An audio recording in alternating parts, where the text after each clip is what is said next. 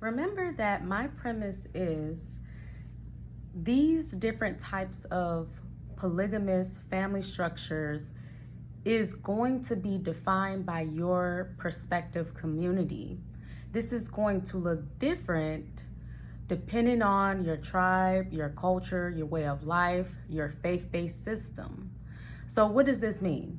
This means a particular polygynist family structure that is practiced in Kenya may look different than the polygyny that's practiced in Nigeria. And I actually saw someone say that in the comments, and I thought that was a great example. Yes, this is probably even more likely when you get to the specifics of a different tribe, right? Because these are not communities, they're just marital systems.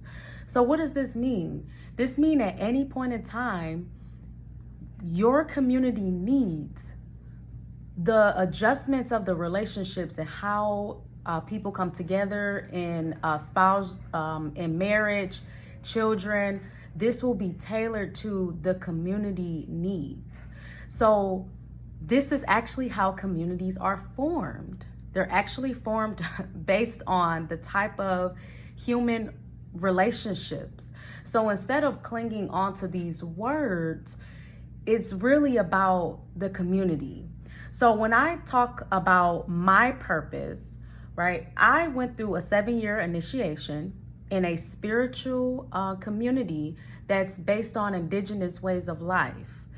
And I was tasked as my incarnation purpose to take that spiritual life system and build the Maji community out of it, right?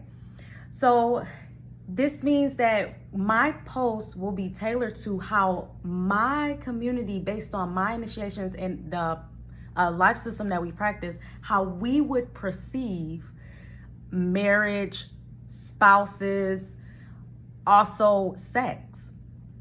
It's going to look different than another person's way of life, right? Another community's way of life.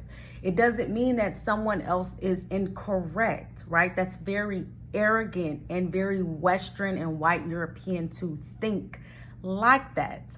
Anything outside of your own culture as incorrect, right? No, because we live in many different communities over the human experience, right?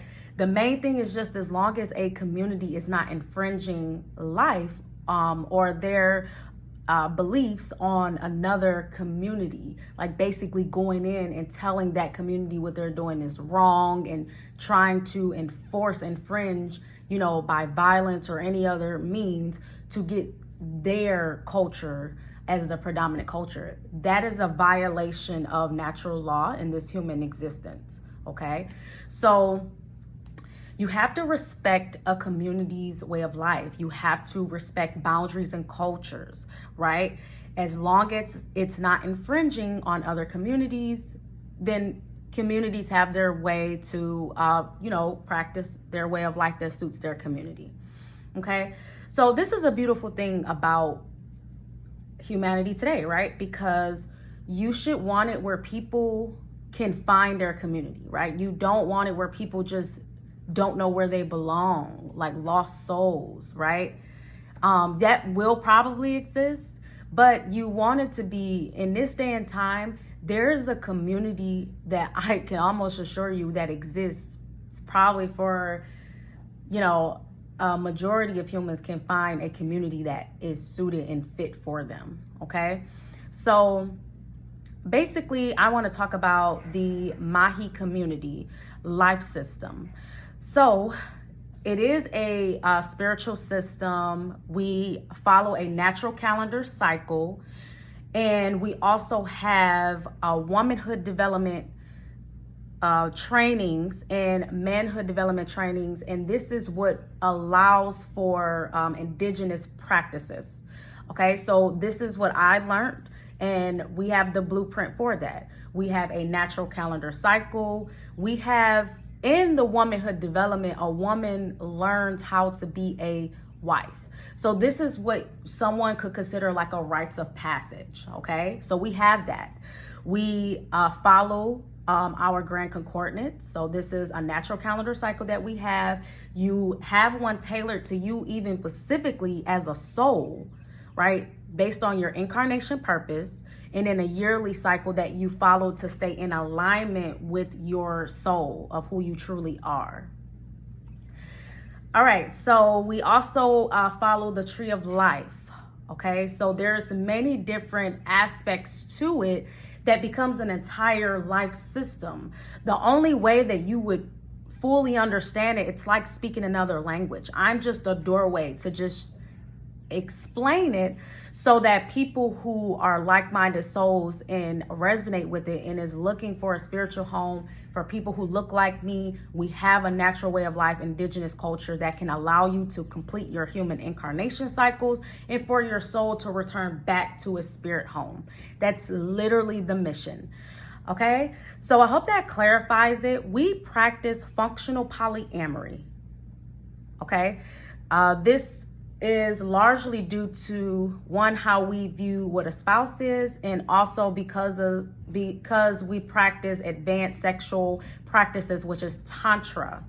Okay, so this is more fitting for my community.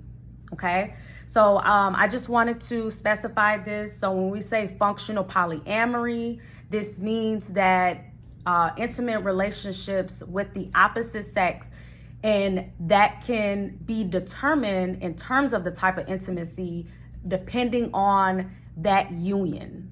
Okay, so it's going to look different for the different unions, and that's the beauty of functional polyamory. As long as it's serving the community needs, that is what we practice. So just wanted to keep that as well. We also follow the laws of Ma'at. We want to keep reciprocity between both sexes. So that is a big thing for us as well. We do follow the 7 universal laws of this universe. That's a part of our life system. All right, so we try our best to. Okay, so I hope this clarifies it. Definitely, again, polyamory, polygamy, polygyny, these are terms. Okay, these are just terms, and they may look different. You may have various different polygynies. You have various different polyamories. All right, the point is, find your community, and you're going to have your own way that you do your group marriages. It's a beautiful thing.